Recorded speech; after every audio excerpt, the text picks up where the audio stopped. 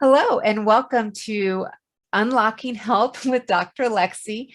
Today, I'm here with Monica Cox, and she is the founder of Finding Fertility. And she really helps women on their journeys to having happy and healthy babies and anyone that's overcoming fertility issues. So, welcome, Monica. I'm glad to have you here today. Thank you so much for having me. So I'm really excited to have you. I feel like I have so many friends that have struggled with fertility issues. And as women, it seems to be sort of this unspoken trauma. No one really wants to put it out there. And it doesn't help when family and friends are always asking, when are you going to have kids? Or so tell me what got you into this as far as helping fertility issues. Yeah, so it's a personal journey for me. I was 27 and just couldn't get pregnant, even though I was healthy and ovulating and having regular cycles, and they just couldn't find any fertility issues. So we did a round of IVF, and that's when it exposed that I had really low egg quality. And they said, there's nothing you can do about it. Just try IVF Right. again. And for some reason, that just didn't sit well with us. It's not that I had this knowledge of health and wellness or I had a background in it. It just was like, that doesn't make sense. And how can I not improve my situation? Surely there's something. So we just went on a journey of self and really started exploring diet and lifestyle and made some really impactful changes and saw great improvements in our like normal and common day-to-day health issues that I didn't ever really relate to fertility, but obviously we're one body. Your fertility is not separate. And so those issues were just symptoms. And my infertility was a symptom as well, that my body just was not happy. Right. Very long story short, I ended up having an IVF baby. I ended up discovering that I had high natural killer cells. And this was just confirmation that my body was dealing with an extreme amount of inflammation and oxidative stress. And so not only was it not letting my embryos implant, but it was causing low egg quality. Mhm. And for a lot of us, we're told that you can't do anything about your egg quality. And now the study that I've done, I'm just like, I don't understand how very smart, educated doctors believe that you can't do this. It's a cell within your body that's connected to everything else. How can it not regenerate or not be an expression of what's going inside your body? Like our skin rejuvenates, our liver can rejuvenate, our gut health turns over like every week and a half. Like, why are we still thinking we can't improve eggs? And so after all the medical treatment was done, we were really, really grateful for our IVF baby. I actually ended up getting pregnant naturally. And I think that's when the light bulb went off and it was like, you need to get this information out there. It was an 8-year journey for me. Very expensive, very heartbreaking, very time consuming. And yeah, like a little hope, right? Like a Mhm. little hope for people because they're just told that you can't. And the fact of the matter is that you can. A large amount of people dealing with fertility issues is literally just inflammation and oxidative stress. You can 100% reverse that. And then if you have, like structural issues or maybe even some genetic issues that can't be influenced by your diet and lifestyle, then that's when medical treatment is amazing and can be very supportive. But it's a billion-dollar industry now, and they're just shoving everyone down the pipeline of IUI and IVF. And there's enough studies out there that these procedures themselves aren't necessarily causing ill health in our children, but I believe it's the health of the mother and the father, and the procedures are just making it happen. So Mhm. yeah, IVF babies are 30% more likely to have an issue like ADHD, autism, food sensitivities, behavior problems. And it's a really big issue, I feel. You know, in college, my original degree was in audiology and speech pathology. And so we worked a lot with special populations. And routinely, I saw a lot of IVF children, like you said, have, just some mental things. We used to call them, this is not really politically correct, but FLKs. And it was just to say something is not right. We can't really always pinpoint it. Of course, this was 100 years ago because I'm really old. But there was always something that was just a little bit off. And my thought is if the body wasn't getting pregnant to begin with, it's because there was something wrong, and nature was telling you, you've got to fix what's wrong, because that underlying issue, the issues with the eggs may still be there. And for a lot of people, their children will manifest different illnesses. Yeah. You had mentioned the killer T cells, and some people may not be aware of what those are. So can you explain what the killer T cells are? Yeah, so everyone has the natural killer cells. They're there to protect us, right? They're from disease and viruses, and they are trained to be on alert when something foreign is in the body, and they do their job.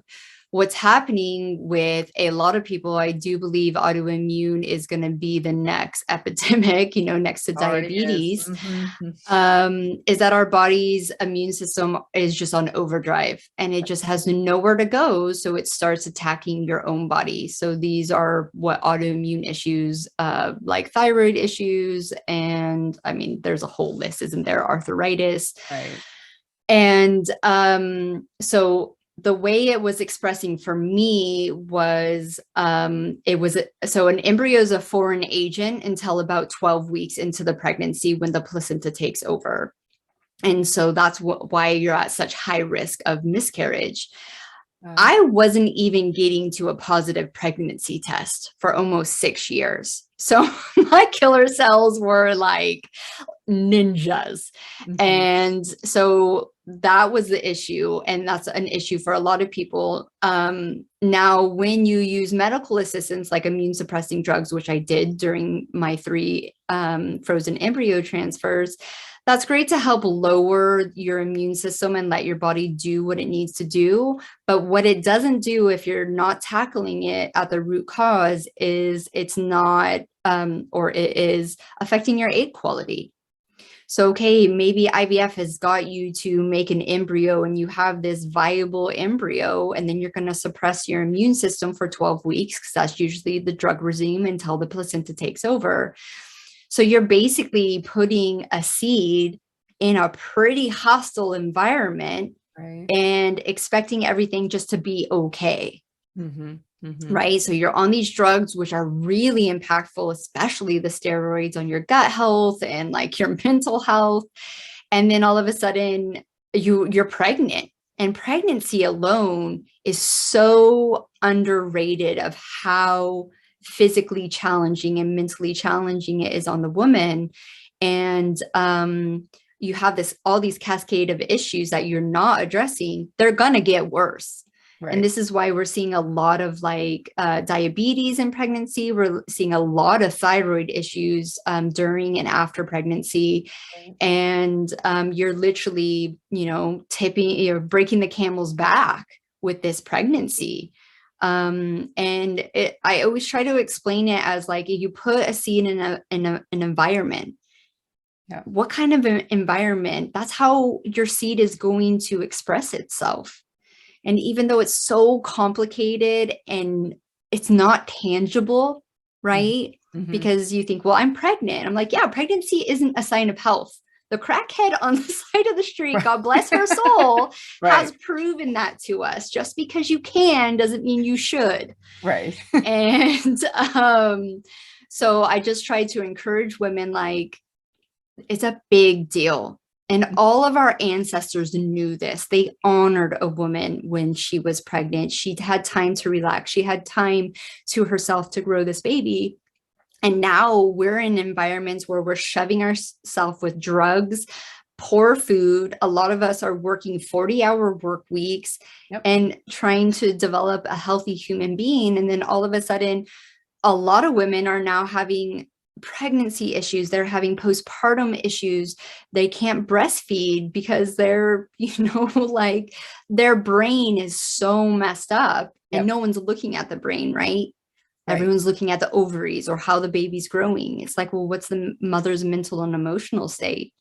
And I don't know if you've seen, but there's been there was a big trend on social media about these pandemic babies, just like really being able to do things that we once thought babies shouldn't do. And my boys did this because I was lucky enough to go through infertility, have the time to fix and heal myself and give my boys an amazing environment. But yeah, lifting their heads up at like 4 weeks, smiling, laughing at 8 weeks, like super aware, super like, present. And I'm like, yeah, that's how babies are supposed to be. Right. But we have really, unfortunately, dumbed our species down unknowingly. It almost seems in some ways that there are people that kind of want the babies that are more mellow, right? They're easier to take care of because we are so stressed as an environment that, if you have the baby, you can just put on the couch and just leave them. I had a friend whose baby was like that. Mine was, all over the place, at a young age. I couldn't, if I left him on a couch, he would have rolled off at, a month old, just take off. And I think you bring up a really good point, is that a lot of women, after they've had children, all of a sudden, they've got depression. Like you said, their thyroids go off. And because the pregnancy is so tough on the body, that when they could barely hold it together beforehand, and the body will keep it together, as best it can for the baby, but then all hell breaks loose once the baby's born. And that's when these women take a deep dive. So I agree wholeheartedly that it's just proof in the pudding, basically, that there were underlying issues well before this started happening. Yeah. So how do people get tested for the killer cells, and what was involved with that to see if that's an issue? It sounds like maybe doctors don't usually test for that. Yeah, it's I would say most fertility clinics, or like you would have to go to a fertility clinic for that. I don't know the proper name of it. Everyone just started calling it the Chicago test because it was Dr. Beer, who was in Chicago, started doing these tests. He was really the first one to look out and go, look, these immune issues, these blood issues, these genetic issues are impacting the pregnancies. I literally have had an OBGYN laugh at me and tell me it was made up science. And I was like, girl, I don't care if it was a witchcraft, it is a working. Right. So it's called it's called a Chicago test or immune test. And it's just a big blood panel. It's pretty expensive. It might have come down in price. I mean, I did it over a decade ago. So, but yeah, I mean, it's just really good information to have. But the good news is, because I see a lot of my clients having issues actually even getting hold of it, because like the people they're working with don't believe in it or won't do it, or it's just too expensive for them. So I say, if you feel like you have an autoimmune issues, we don't need the proof, right? Like, we can do so many things to get you to where you need to be to dramatically lower that inflammation. So that's the good news. If you want to take a holistic route and you're like, okay, I can't afford it, or I say, like, for me, financially, you're better off getting a full thyroid panel test, a gut health test, a high quality food sensitivity test. That's going to tell us more of how we need, like what steps we need to take to Right. reverse those natural killer cells. So yeah, that's kind of my philosophy with it. And this is, maybe you're not able to answer this, but it just sort of popped into my head. Is there any way to tell from a woman's regular cycle, whether or not they may be experiencing inflammation, like if it tends to be really heavy or if it's super light or if it's intermittent? Because I know a lot of women have hormonal issues even at a young age now, especially with birth control. Um, so have you found any pattern where, a woman's cycle correlates to their ability as far as pregnancy or not? Well, so the way I talk about periods and PMS is your period is active inflammation in you, or inflammation, what's the word? Oh, just blinked on the word. Like it's releasing, right? It's shedding, it's getting rid of it. It's an inflammatory act. But what we have always been led to believe that it is supposed to be painful. We are supposed to be moody because our hormones are fluctuating. We should have the breast tenderness. It should be, like, oh, just suck it up, get on with it. But your period is your fifth vital sign, right? So if you are not having a healthy, calm flow for you, because everyone's going to be different, Right. then those are warning signs that you do have high inflammation. So for me, I had the breast tenderness, I had the moodiness. I would feel it for like a week coming on before it even arrived. Like all the classic symptoms. And when I dramatically lowered my inflammation, none of that happened. Yeah. So it's really important to be in sync with your cycle.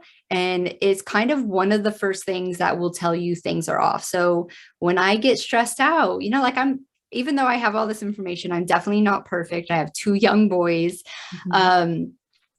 My period will be the first thing. Like if I get sore breasts, I'm like, okay, what do I need to dial back in on? Right. So like, it's just getting really in tuned with your body. There's some really cool tests out on the market now that are like, through the mail, over the counter, that will help test your progesterone level throughout several days after ovulation, because the LH surge is just a confirmation that you are going to ovulate. But you really, like, the core information is like, well, did I have a healthy ovulation? Right. And a lot of the times doctors only do a day 21 test. Yep, you're fine, but your levels can dramatically drop after. And that's a really big issue. Obviously, from a holistic point of view, we would want to know why and really help you sort that out. But I think a lot of women are finding this information useful because in bringing it to their doctors, and they're just like, okay, give me the cream, or, whatever drugs are available. So yeah, the period is vital. And it's funny, when you talk, like when people are like, I'm a fertility health coach, they're like, oh, you fix people's fertility. I'm like, not really. I fix their like gut health and their endocrine system, their mental, emotional health, their hormone health. Like that is like, it all starts somewhere else. Right. The body's synergistic in all of its different areas. And if you're having fertility issues, you can't just go in and fix that area. Yeah. It's the whole body, and it always stems from way further up. Yeah. Now, what does it look like if someone wants to work with you? What do they, what do you have them do? How does that whole process go?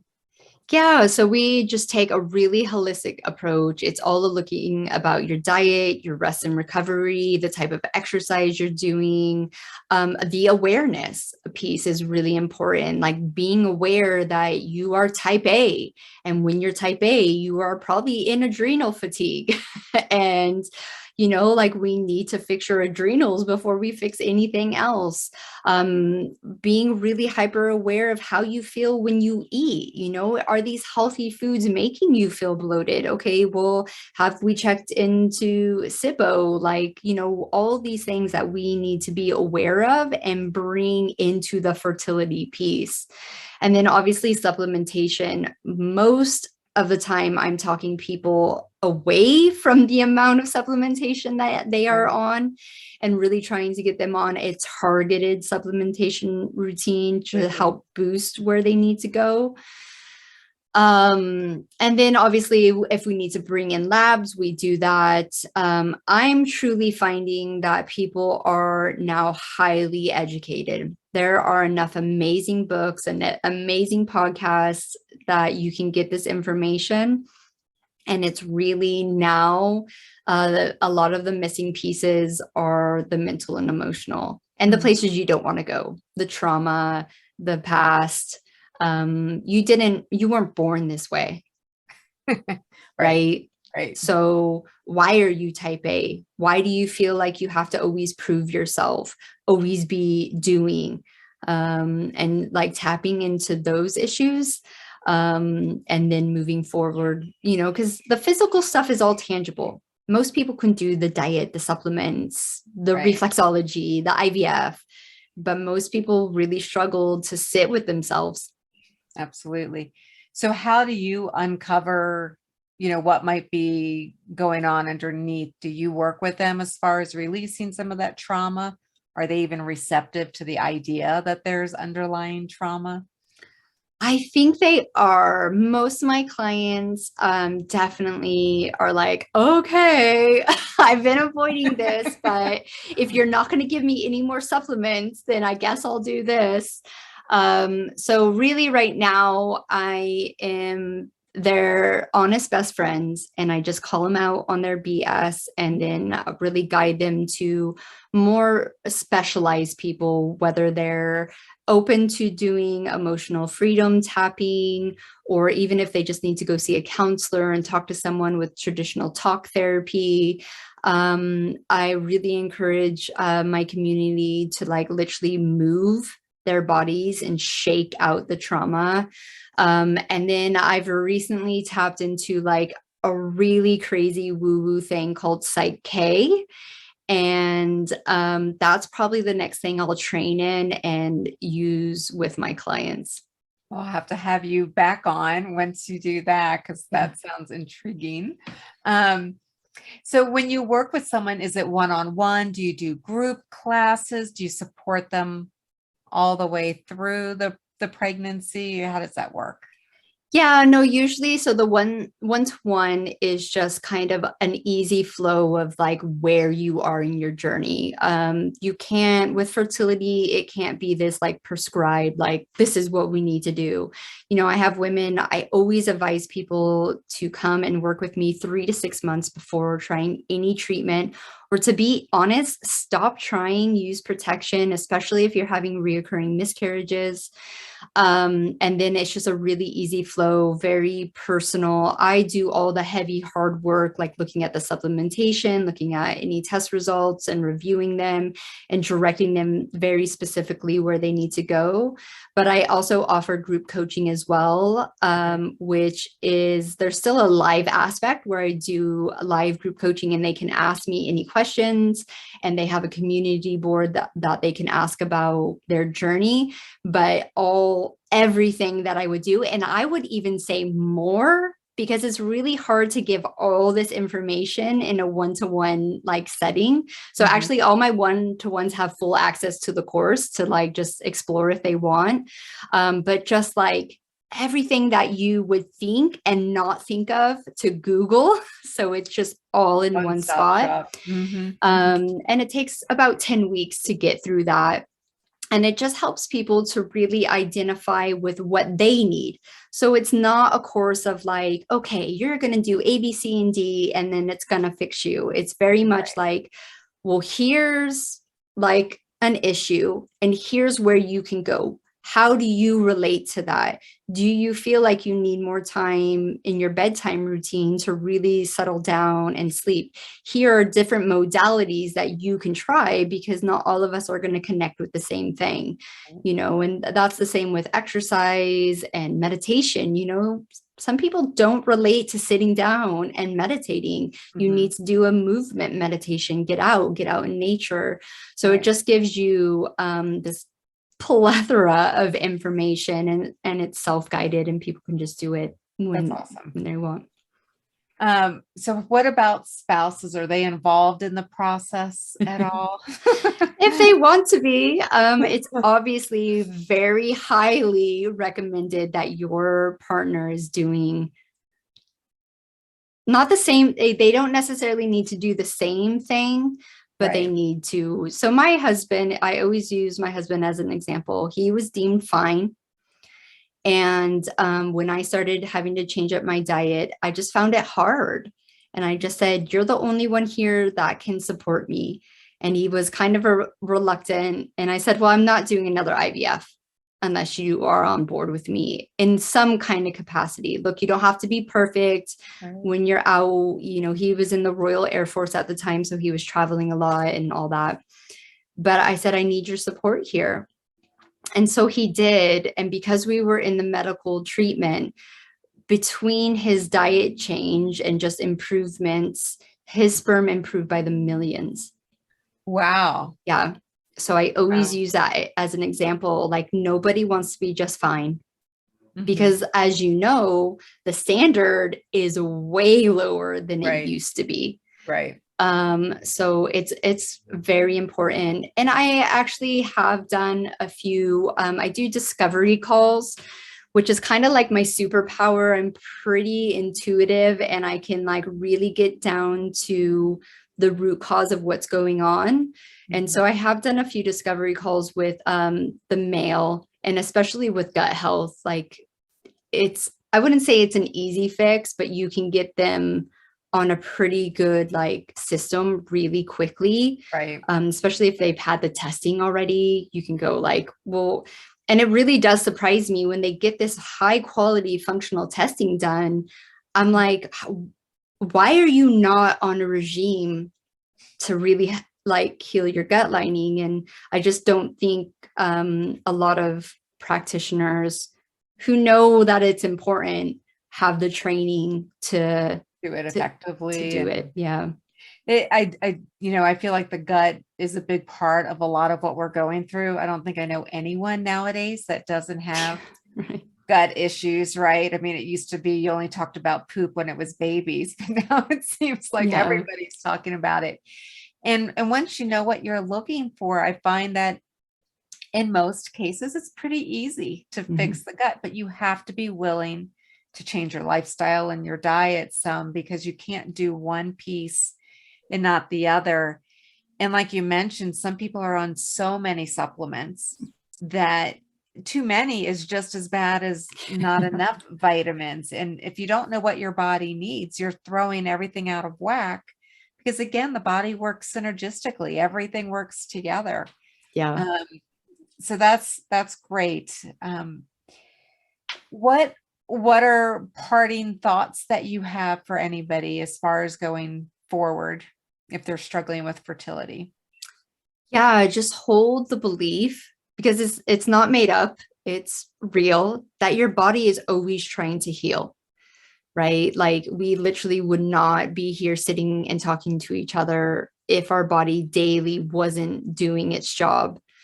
And the only thing keeping it from or getting it out of survival mode to thriving mode is you.